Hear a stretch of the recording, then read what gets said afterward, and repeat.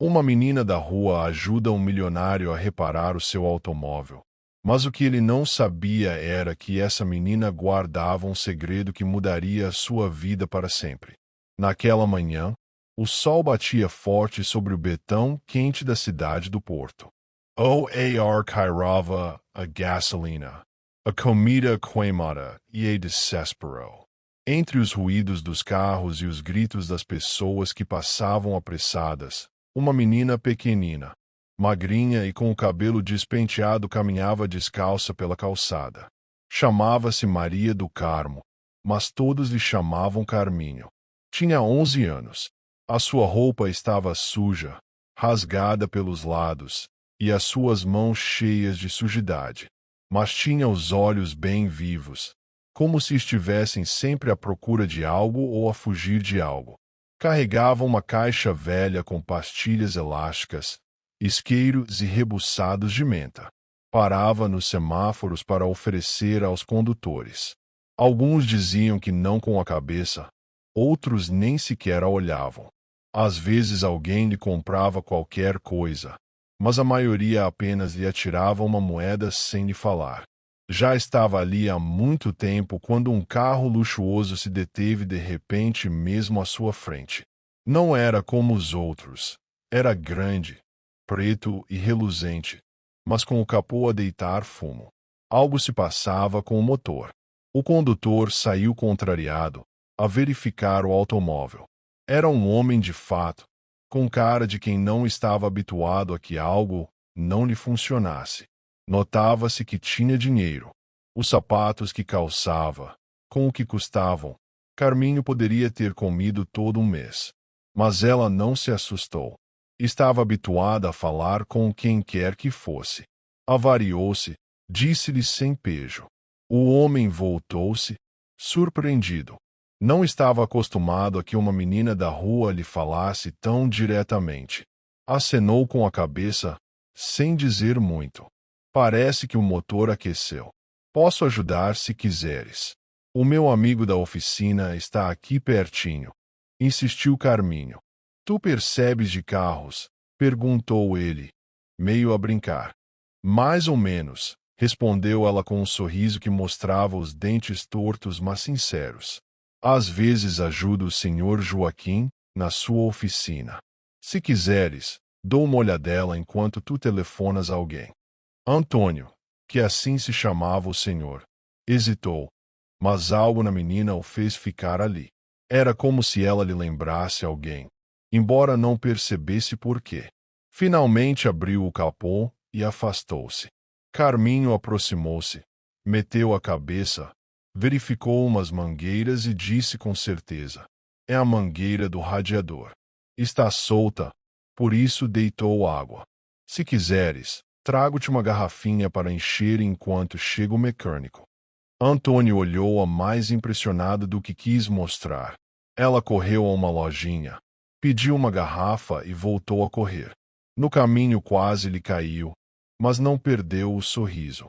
Enquanto enchiam o depósito, ele perguntou-lhe: como te chamas? Carminho. E tu? Antônio. E por que trazes esse carro tão bonito por aqui? Aqui roubam. Antônio riu. A primeira gargalhada verdadeira que soltava há dias.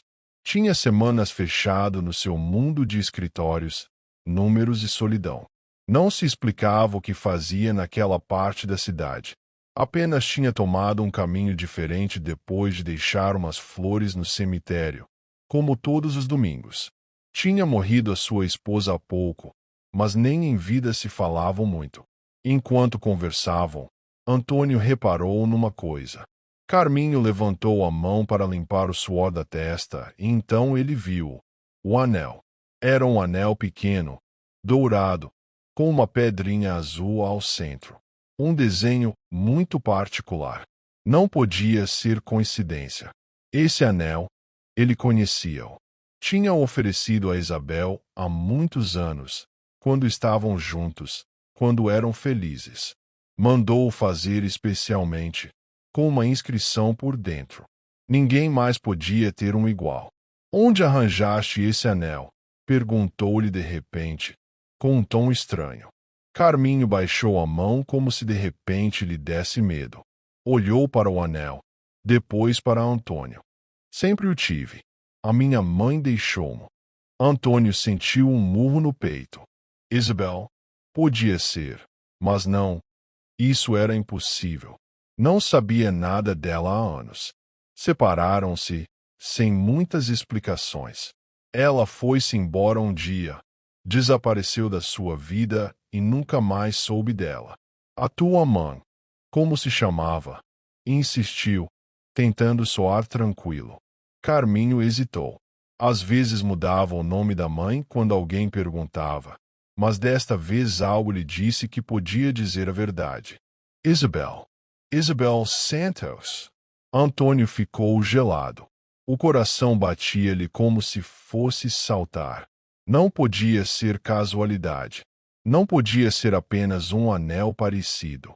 Não podia ser que justamente hoje, no meio de uma rua esquecida, se cruzasse com uma menina pobre, suja, pequenina, que trazia um anel da Isabel no dedo. Tens uma fotografia dela? Perguntou com a voz meio partida.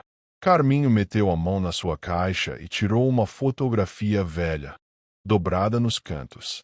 Era uma mulher a sorrir, o cabelo comprido, os olhos grandes, a boca em forma de lua. Era ela. Antônio reconheceu-a imediatamente. Isabel. A que lhe partiu o coração, sem avisar. A que nunca mais voltou a telefonar. A que ele pensou que tinha decidido esquecê-lo para sempre. E agora essa menina, com a cara suja e a voz corajosa, dizia-lhe que era sua filha. Ou algo muito parecido com isso. Mas Isabel tinha morrido, não é? Por que é que essa menina tinha o anel? Por que é que tinha sua fotografia?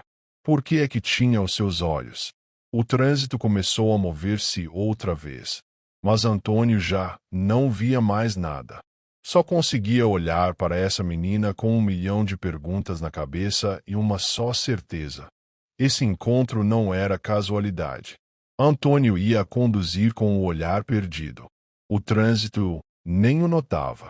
A cidade continuava a sua rotina de caos e buzinas. Mas ele não ouvia nada. Só conseguia ver uma imagem na cabeça. A cara de Carminho com esse anel na mão e a fotografia velha que ela tirou. Era Isabel. Não havia dúvida. Nem que quisesse inventar outra coisa para não pensar disparates. Era ela. Estacionou na garagem de casa, sem se dar conta. Saiu do carro e entrou direto para o seu escritório. Fechou a porta e ficou ali parado, sem se mexer. Olhou para as estantes cheias de livros, a secretária perfeitamente arrumada, o sofá de couro onde costumava ler à noite. Estava tudo igual como sempre, mas ele sentia que algo dentro se lhe tinha partido. Abriu a gaveta mais velha que tinha, uma que não tocava há anos. Começou a tirar papéis, envelopes, fotografias a preto e branco, faturas velhas, até que deu com uma caixinha pequena de madeira. Dentro estava uma pulseira partida, uma corrente sem medalha e uma fotografia dobrada. Era dele com Isabel, numa praia, abraçados. Ela tinha o mesmo anel posto. Olhou para ela durante vários segundos, como se com isso pudesse perceber o que se estava a passar. Sentou-se e ligou o portátil. Procurou o nome completo: Isabel Santos Silva. Cyron Montes de Resultados. Perfis velho de redes sociais, documentos perdidos em blogs, um ou outro anúncio onde não tinha nada a ver. Nada claro. Tentou com o segundo apelido, depois com diferentes combinações. Nada. Nenhuma pista recente. Escreveu ao Miguel, um amigo que conhecia desde a universidade.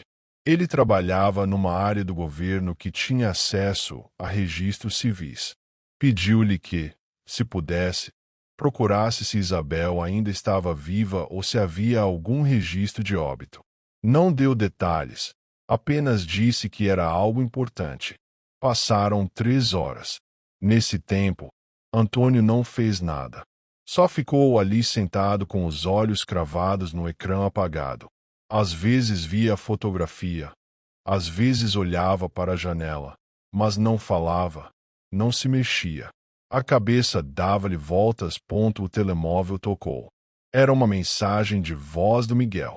Mandou assim porque não se animou a escrevê-la.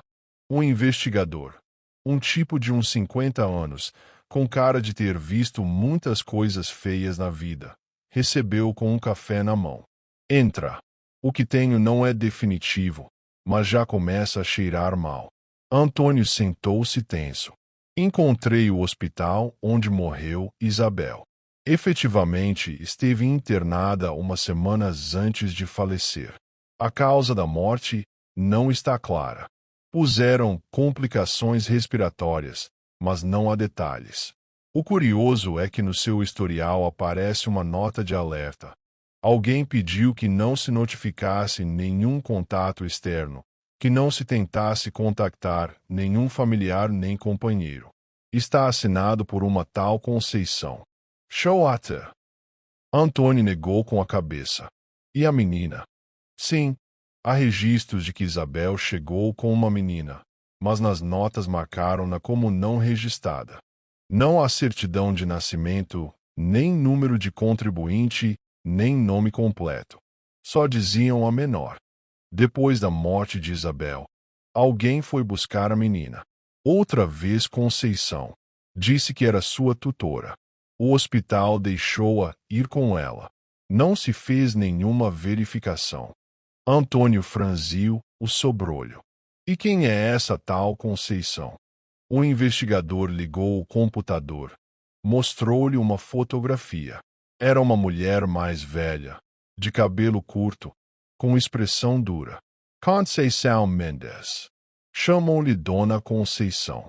Tem vários antecedentes por uso de menores com fins econômicos. Por outras palavras, usa crianças para mendigar, limpar para-brisas, vender pastilhas. Nunca a apanharam em nada grande porque sempre escapa ou paga por baixo da mesa. Vive em bairros populares, mudando de casa frequentemente. Agora há relatos de que anda pela Amadora. Antônio sentiu uma pontada no estômago. E Isabel? Como acabou nesse hospital? O investigador baixou a voz como se estivessem rodeados de gente. Isabel viveu os últimos anos num albergue. Um sem registro oficial, um local improvisado. Parece que caiu aí depois de perder o trabalho. Estava sozinha. Ninguém a visitava. Algumas pessoas do albergue lembram-se de que falava de um tal Antônio, que era seu ex. Dizia que o queria procurar, mas que não sabia como, que alguém lhe tinha tirado o telemóvel e a tinha a vigiar. Não há provas, mas há testemunhas que juram que Conceição era quem lhe dava ajuda em troca de ficar com a menina quando ela saía para vender coisas. Antônio ficou calado. Sentia como se alguém lhe estivesse a apertar o peito com força. Isabel sozinha, pobre, doente, sem ninguém que a ajudasse. E ele do outro lado da cidade, a comer em restaurantes de luxo, sem ter ideia do que se passava. Também consegui uma cópia de um relatório médico. Isabel pediu para falar com alguém antes de morrer. Disse um nome, Antônio. Mas a nota aparece riscada, como se alguém a tivesse editado. Essa parte está muito borrada. Muito suspeito. E a menina? Perguntou Antônio, já com os olhos vermelhos. Se a que tu viste é a mesma, e tudo aponta para que sim. Então Conceição agarrou-a desde que Isabel morreu. Não sei se por dinheiro, por costume ou por outra razão. Mas o que é claro é que essa menina não lhe pertence legalmente. Mais ainda, ninguém sabe de quem é. Isabel nunca falou de um pai. Ou falou, mas ninguém a ouviu. Antônio levantou-se, começou a andar pelo escritório de um lado para o outro. Estava furioso, triste, confuso. Como é que ninguém me avisou? Como é que deixaram que morresse assim? Como é que ninguém fez nada? O investigador olhou-o sério. Porque quando és pobre e estás sozinha, Ninguém te ouve. Isso acontece todos os dias. Isabel não foi a primeira, nem vai ser a última. Antônio sentiu que se lhe fechava a garganta. Lembrou-se de quando a conheceu. Ela trabalhava numa loja de música. Ele ia frequentemente porque procurava um disco que não encontrava em lado nenhum. Ela atendia-o com esse sorriso suave que não precisava de esforço. Começaram a sair sem planejar. Amavam-se, sem complicações. Mas um dia ela foi-se embora, sem explicações. Só deixou um bilhete que dizia: desculpa, mas não posso ficar. E ele, por orgulho ou por dor, nunca a procurou. Quero ver essa mulher. Conceição, disse Antônio com os dentes cerrados. Não é tão fácil. Esconde-se, muda de casa, usa as crianças como escudos. Mas se queres, encontramo-la. Encontra-a hoje. O investigador acenou. Antônio saiu do escritório com o coração feito em pedaços. Subiu para o carro, mas não ligou o motor. Ficou ali com a cabeça encostada ao volante. Havia tantas coisas que não percebia, tantas coisas que não soube, tantos anos que não se deu conta do que realmente aconteceu. E agora estava essa menina, Carminho. Quem era na realidade? O que sabia? Podia haver algo mais por trás. Uma parte dele queria agarrar-se à ideia de que era sua filha, que Isabel não o tinha esquecido, que tudo foi um mal-entendido. Mas outra parte sabia que a verdade podia ser mais feia do que imaginava. E ainda assim estava decidido. Não ia deixar isto assim. Não desta vez. Antônio voltou à mesma rua onde tinha visto pela primeira vez Carminho. Estacionou o carro num local meio escondido e saiu sem tirar os óculos escuros, embora fosse cedo. O calor já se sentia. Caminhou pela calçada devagar, olhando para todos os lados. Procurava essa carinha magra entre os limpadores de para-brisas, as crianças que ofereciam doces e as que pediam dinheiro nas esquinas. Desde que a minha mãe adoeceu. Primeiro vivíamos num quarto, as duas. Depois veio Conceição, e disse à minha mãe que ia ajudar-nos, que eu ia estar melhor com ela.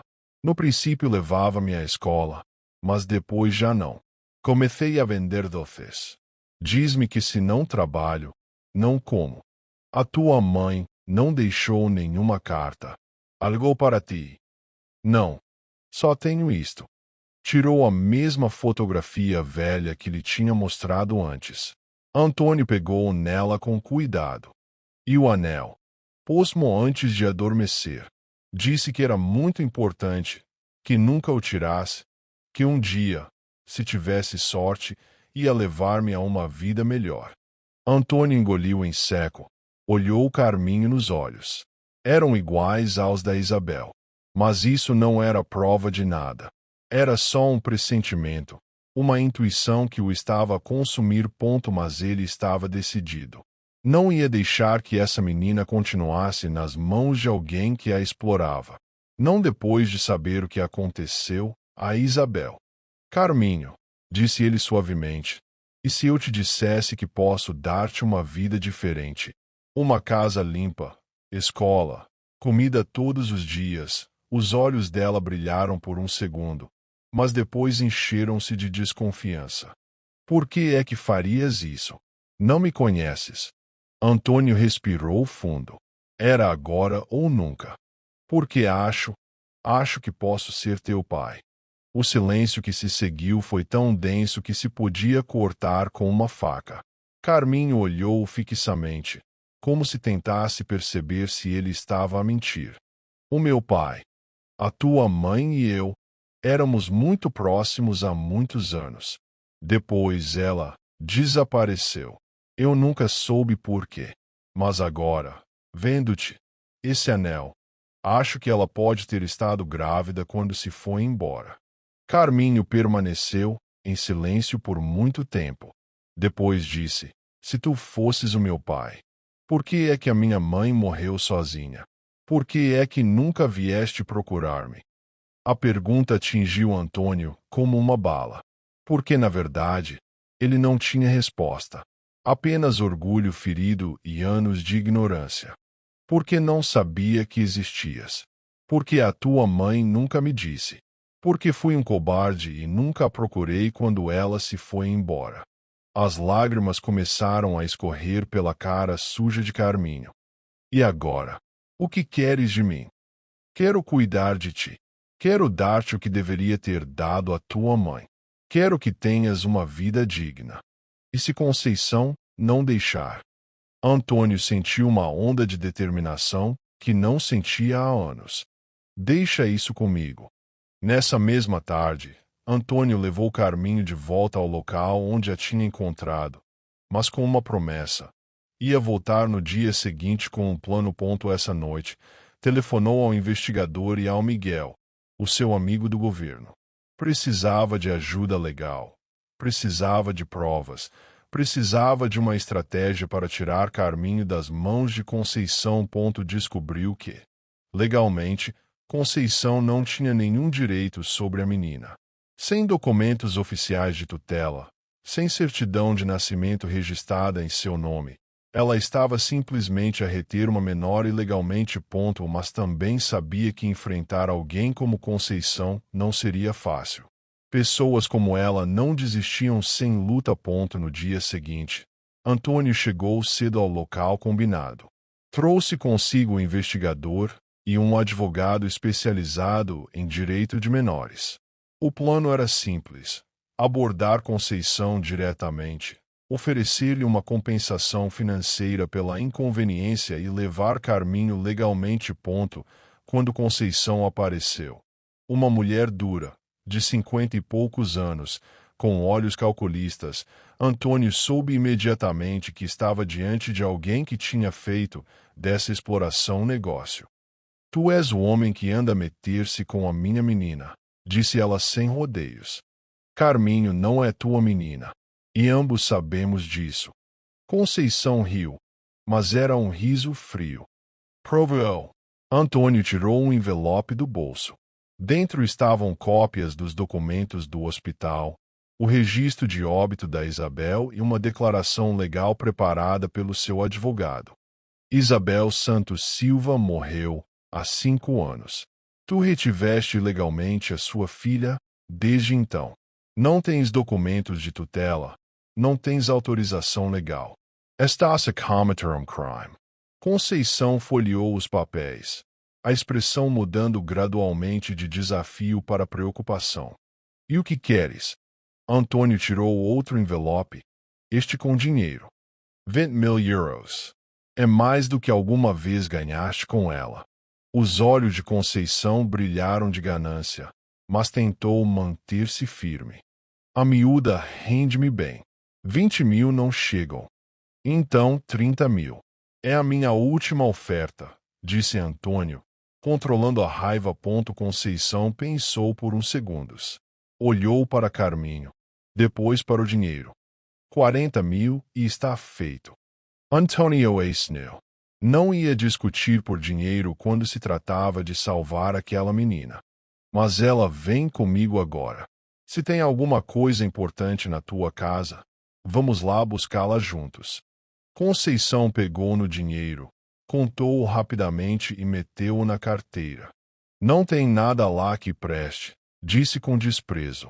A miúda é tua. E afastou-se sem olhar para trás, como se Carminho nunca tivesse significado nada para ela. Antônio aproximou-se devagar da menina, que observara tudo em silêncio.